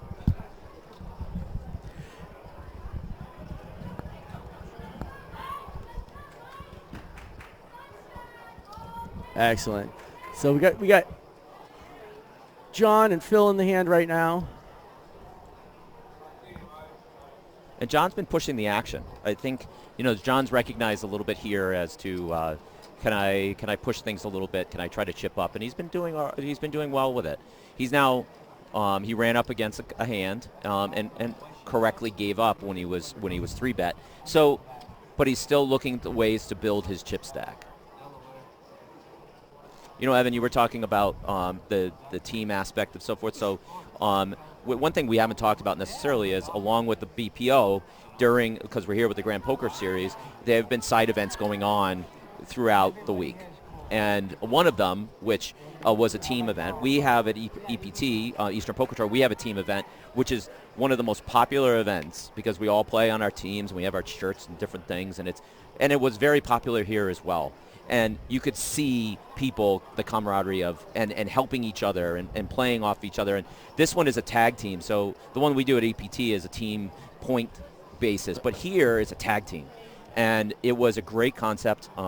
$6,000 at the top for the first place winner of that particular tournament, for the team to win that tournament. It's a pretty nice prize pool. 260 teams participated. 260 teams. I think it was $200 a team. So yes. not a steep entry. $100. Not at all. $100 each. We had, there was people doing last longers and different things, so you can make a little bit of your money back before. Right. And so I had the opportunity to play in that. That was the one that I played in, and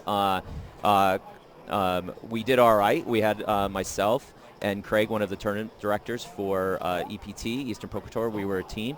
Made it to the 30s. Had a little, some things happened, but we won our last long, so that was good. And we had a great time. It was a great time.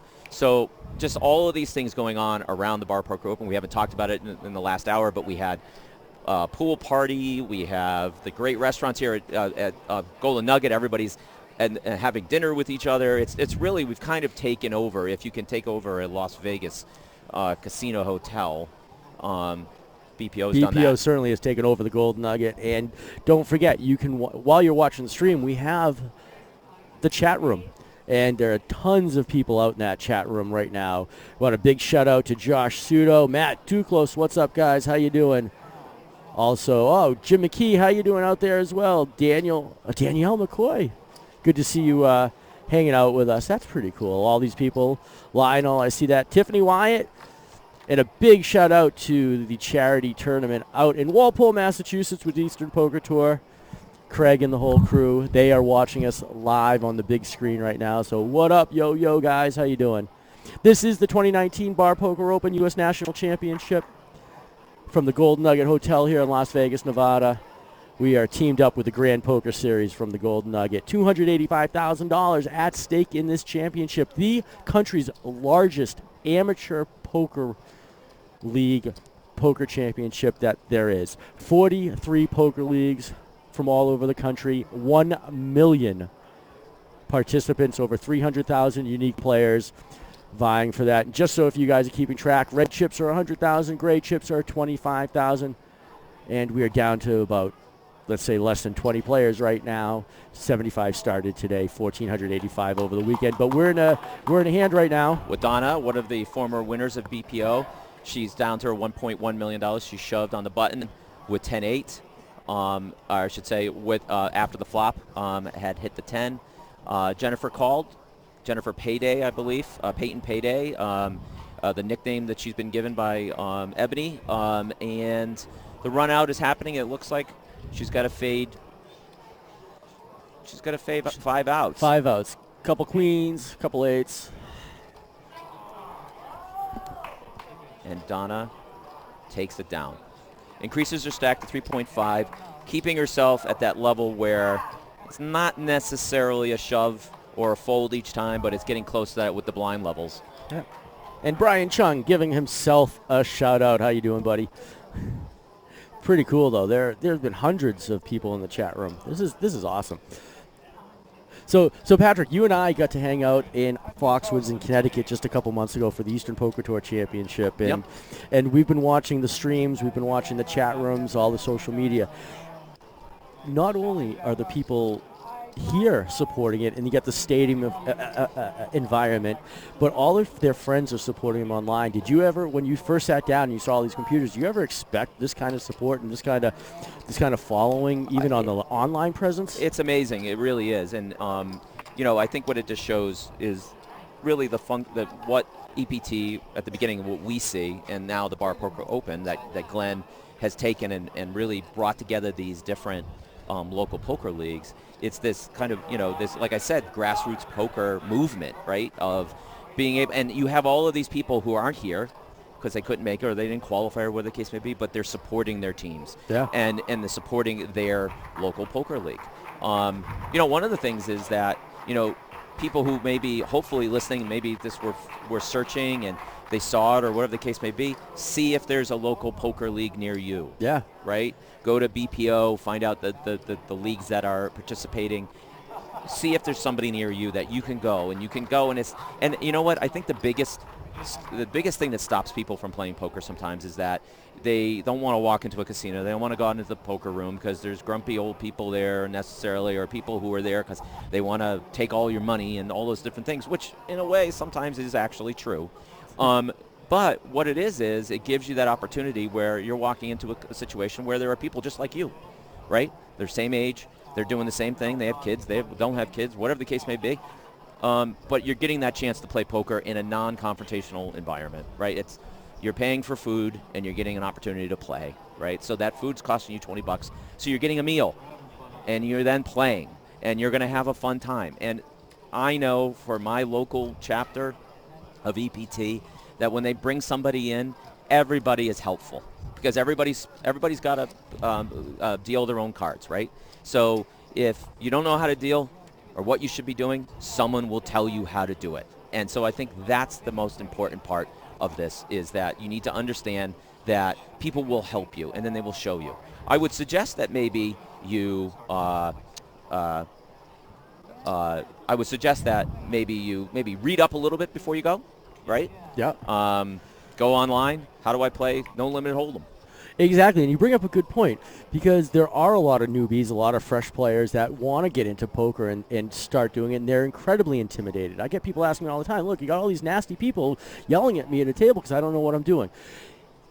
Bar Poker Open family of leagues are not like that. These are very inviting leagues. They want to help you. They want to invite you in. They want to teach new players. You know, we as players, we see it. We are always open and willing to help players learn, understand the rules, but we ask you one favor. Help us help you. Right. If we give you some ideas and insights, not necessarily on poker strategy, but on how it's played, the logistics of the game. Don't splash the pot. Keep the chips in front of you. We're doing it for everybody's benefit. It's not picking on you. And it's not. We're trying to get you over the hump so that you could become a better poker player. And that hump is very, it's a hard thing. And you want to, get people in there starting to play, making sure that they see. Right. And you're right. And also, it's also our responsibility of people who play poker is to keep in mind is that we want those new players coming in. Now, there's a little bit of a Machiavellian reason for that, right? Sure. We want to try to take their chips, but we can also show them how to play. Exactly. And again, everybody is so willing, and that's what I found. And everybody is so willing to help out and help you understand what the rule is in this situation. And unlike some fun home games where the rules are loosey-goosey, you know what? This is kind of serious. Look, there's $285,000 at stake just over 4 days alone, a $50,000 first prize. So, yes, there is something at stake here, so we want to take the rules seriously. Folding out a turn, not splashing the pot, simple things like not talking about your hands, exposing your hands, and everybody will help you, whoever it is, help you figure it out. And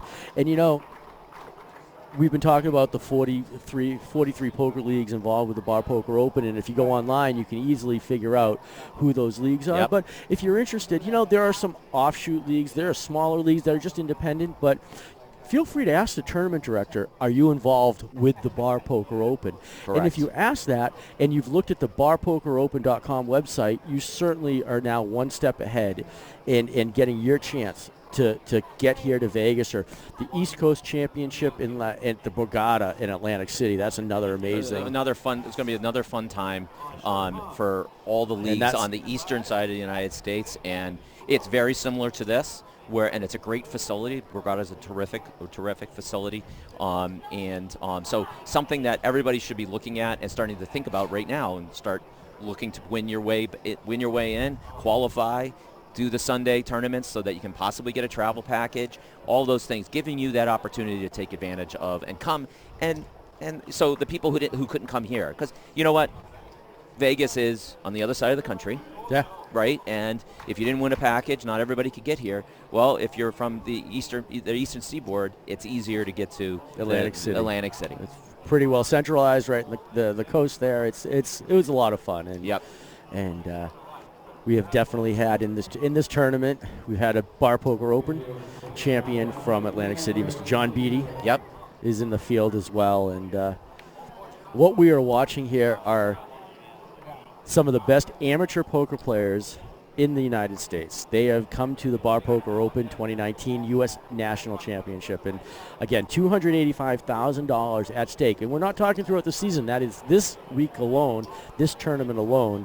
75 places got paid out, ranging from the $50,000 first place prize to the $700 75th place.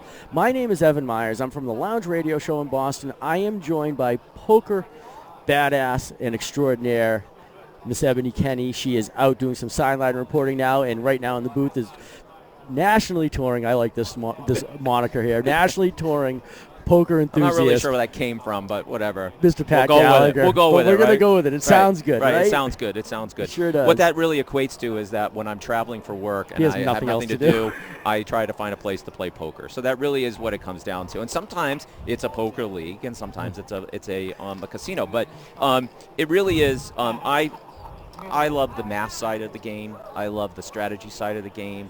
It's a good thinking game. It keeps me from, if I'm having a bad day or whatever the case may be, I can focus on poker. Yeah. And to me, that's just my hobby. It's one of my hobbies, right? So it's golf and poker, and then the dogs and family life. And so, but it gives me something to do, and it's a good outlet for a lot of different people to do.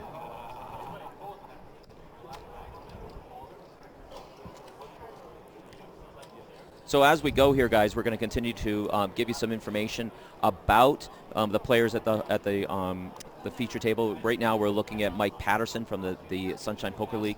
Magic Mike Patterson. Magic Mike. Santa Maria, a beautiful place on the Central Coast. And his goal for the money that he wins in this tournament is to take care of his family. He plays at the Track House in Bakersfield, California.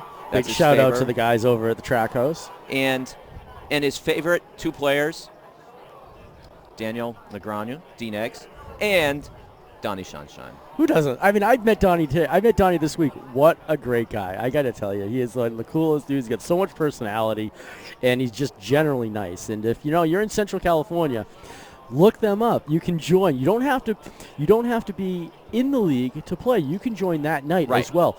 One thing we haven't mentioned is... That's a very important part to talk about. Is although there are many ways to qualify and win your way in, there are other qualifying events that are point accumulation type of scenarios. There are instant one-time wins.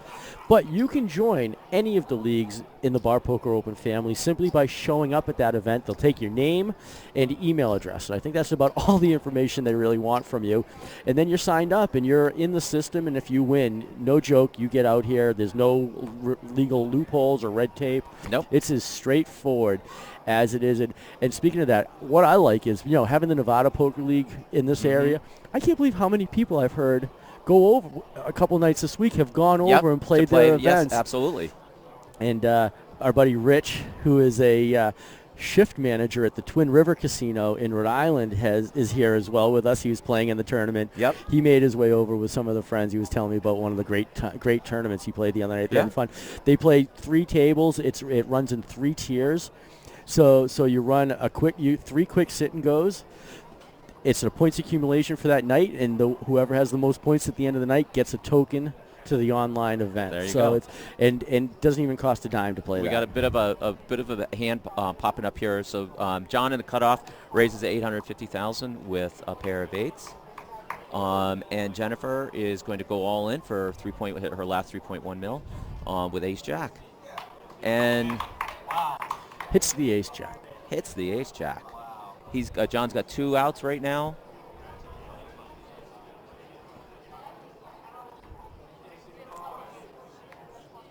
Wow.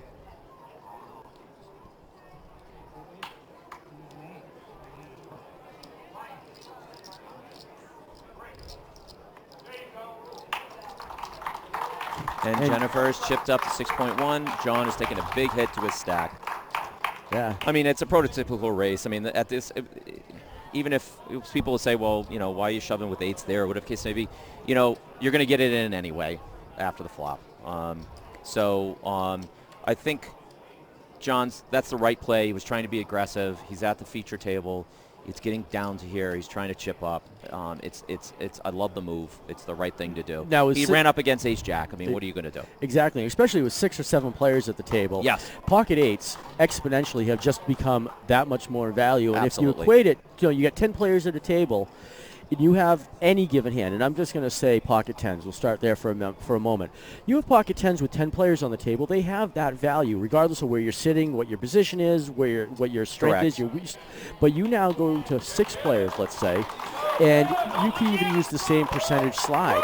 You are now, that pocket 10s are 40% more valuable at 6 players than they would be at 10 players. So you want to keep that in mind. You and I at Eastern Poker Torch Championship, we're talking about the weighted scale theory. Yes. And yes, you want to think about things. Are they pros or are they cons?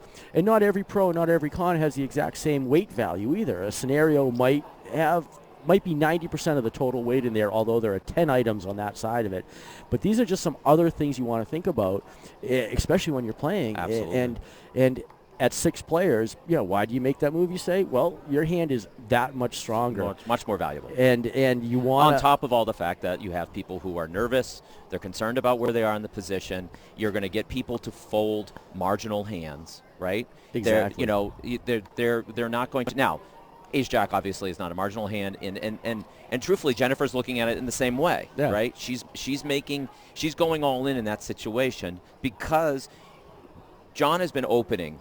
Really, probably over the last 15 hands, he's opening at least 40% of those hands if it's folding to him. And I think close to 50%. If we were to see the stats, I think we would see that stat. So she knows that his range is wide there. He's being aggressive, trying to chip up. And John Germano plays a little beyond the realm of pub poker as well. So I want to give him some credit because he is a charity tournament player. He is a live action cash player as well. Right. So he is actually a poker player who probably sits 6 days a week in a poker room, believe it or not.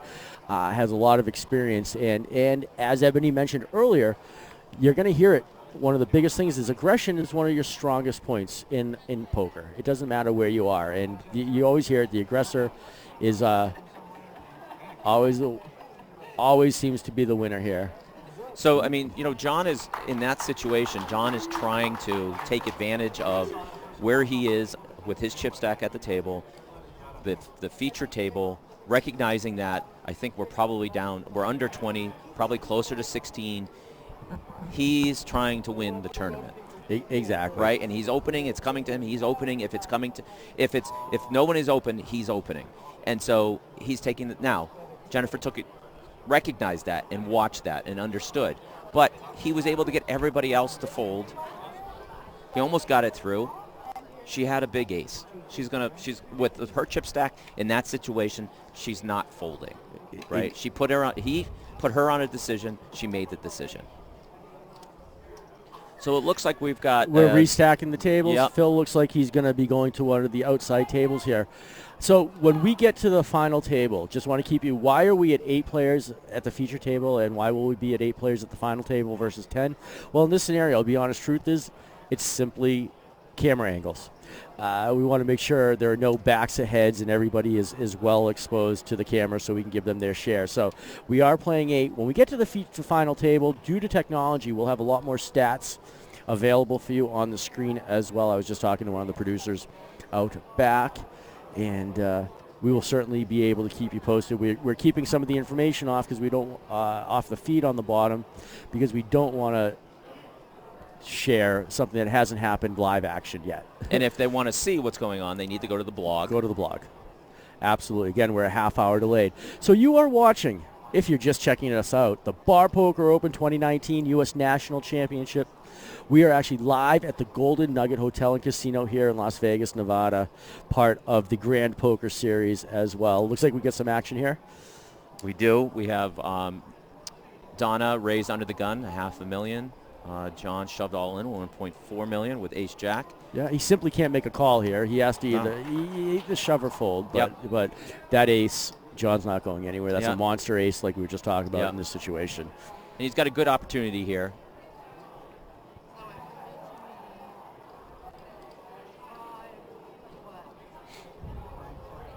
Donna's cutting out chips.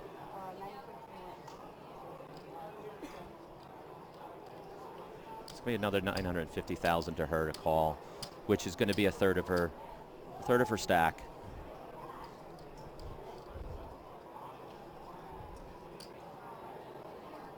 But at the blind levels that we're at right now, if he can get a fold here, he's back to 2.3 million. Yeah. Right?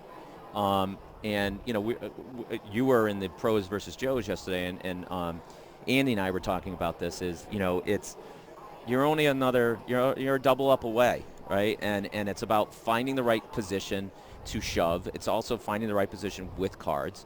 A lot of people always ask, you know, about what's going on, you know, why are you shoving in that situation with marginal hand? It's about who are you shoving on? Exactly. And how are they acting? And what are they doing? Oh, it was crazy. I mean, I got Brad Owen and Joey Ingram at the table. And John gets the fold, and he's backed up to 2.3 million. I had extra things to think about yesterday. I mean, granted, you know, we're all playing the same game, and you and I have been playing 20-plus years of poker, so we shouldn't be intimidated in any situation. But these are guys that actually are doing this for millions of dollars. Right. So you are thinking about that. And, you know, I know you watched it, and I know it was me and Brad heads up at the threesome that we had. Exactly. I should have come out and coached. Drew tried to help me. All I could say is that it took two pros to beat me. I agree with you. I hope I didn't do anything to embarrass myself, though. No, you didn't do anything to embarrass yourself. Very good. Yep. But I think there's a very good point there is that you could have gone out there and played super aggro because you're playing against pros. You picked your spots. Now, you picked your spots, and then you got some cards, and you used them, and you also made some raises without any cards. And I think a lot of people miss that is one of the most important parts of poker: position raising to steal blinds or to build a table presence so that you can control the table. That is a very good thing. There are times when you are in a tournament and you're the table captain, you know you're trying to win that table, right? Sure. You want to move on, and if you're in a tournament with how many people? We've got kings going on, but it looks like it makes it all the way through with Jennifer. Oh, no. Yes, it makes it all the way through for Jennifer. Jennifer added about half of it, 600,000. 600. So, you know, you're trying to win that tournament, whether it's 400 people, 1,000 people, whatever the case may be, and you're trying to build that momentum at that table, right? So that when people will fear you when you're getting into a pot, right?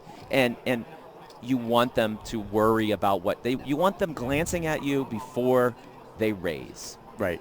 They want to see what you're doing. And if you can do that at a poker table, you're doing pretty well in that particular tournament. Very good. And again, that was such an amazing day. And speaking, you know, making bets, you know, people, I did get a text, well, you bluffed.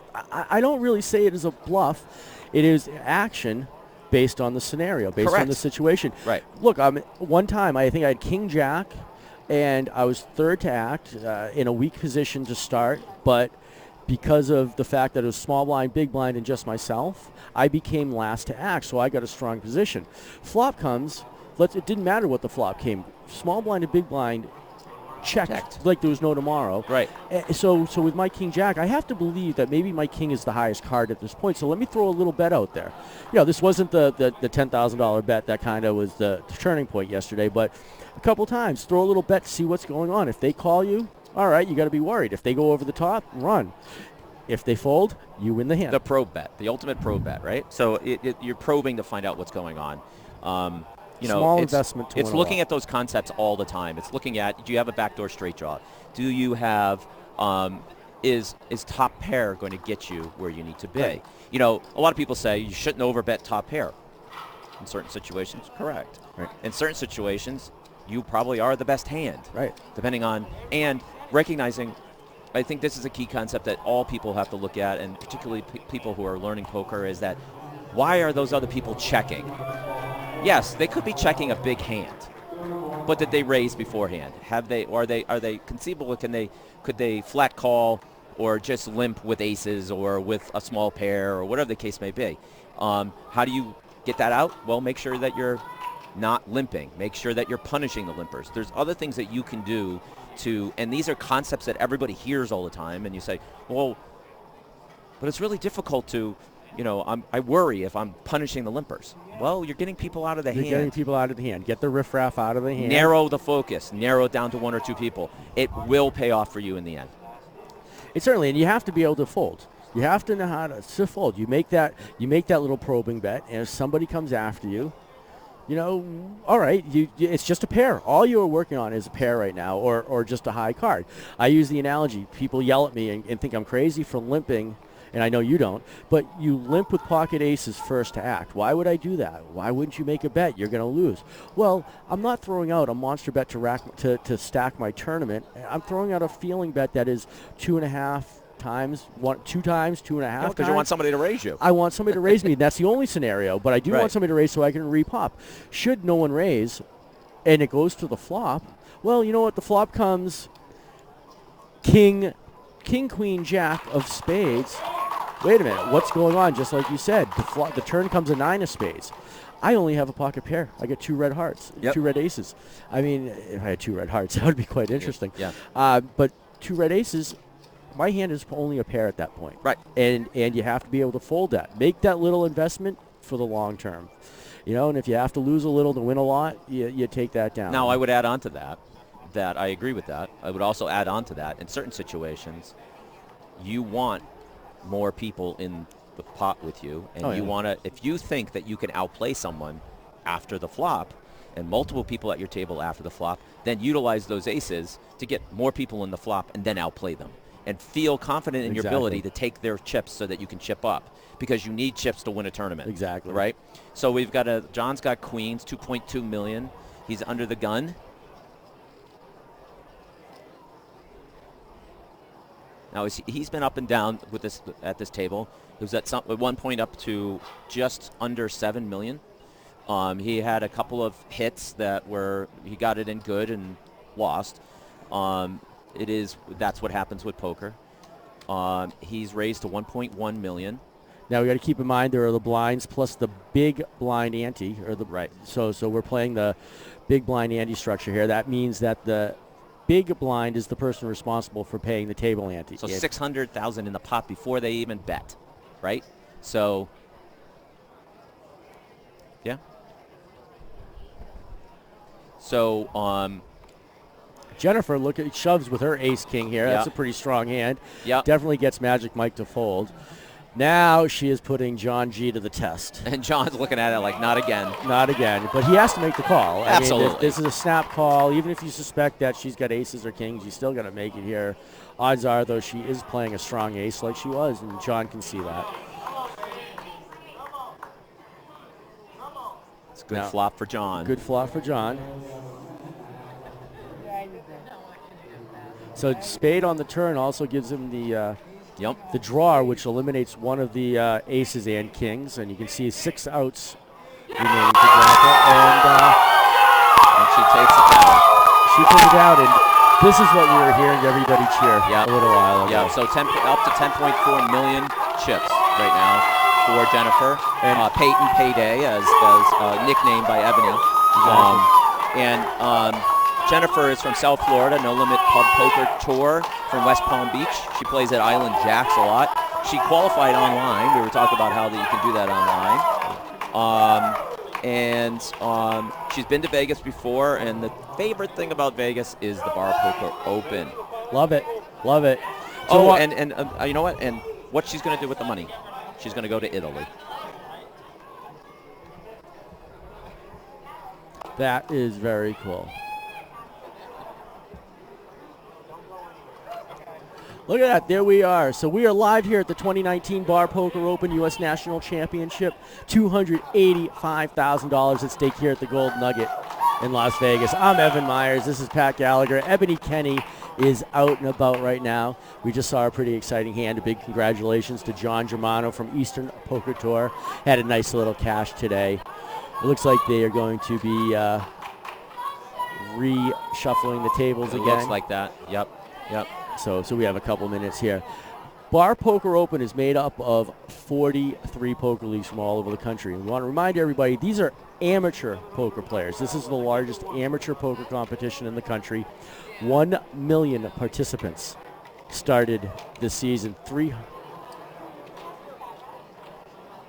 300,000 unique players.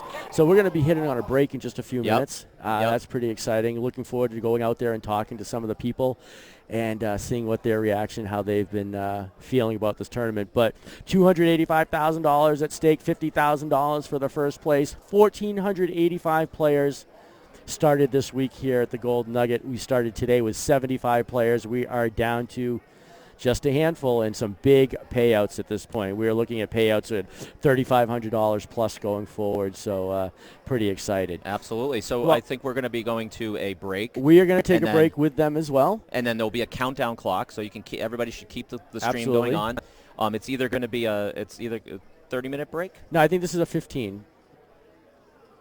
Oh, 6 o'clock p.m. Eastern, 6 o'clock Pacific time. Okay, so we're taking a break until 6 o'clock Pacific. And we will confirm that. Yeah, we will definitely confirm that, but there will be a countdown on the screen for everybody to see so they know when the stream is going to start again. So I imagine that we're getting pretty close to that final table. That would be my guess. So when we get to the final table, we should have a little bit more of the specific chip counts and things that are going on and who's at the table, because just so we can recognize Exactly. we have a great production team. There's a lot of moving parts going on in all of this, and along with trying to keep track of what's going on the table, keeping all the technology going on, and trying to satisfy us with the information that we need, they've been doing a great job doing that. But hopefully, as now we're getting to that final table, which we're all excited for, and I'm sure the people who are going to be on the final table are going to be very excited about it. Very excited. Top 8, they're guaranteed at least $5,000, and the top with $50,000 at the top. That's pretty crazy. Again, it's the 2019 Bar Poker Open U.S. National Championship here live at the Gold Nugget Hotel and Casino here in Las Vegas, Nevada. $285,000 at stake, $50,000 first place prize pool. We're almost there. We are live here for you. I'm Evan Myers. This is Patrick Gallagher. We are going to take a break as well, so we will see you guys in just a few minutes. So 6 p.m. 6 p.m. Pacific. There will be a countdown clock online so everybody can keep track. Go and have something to eat.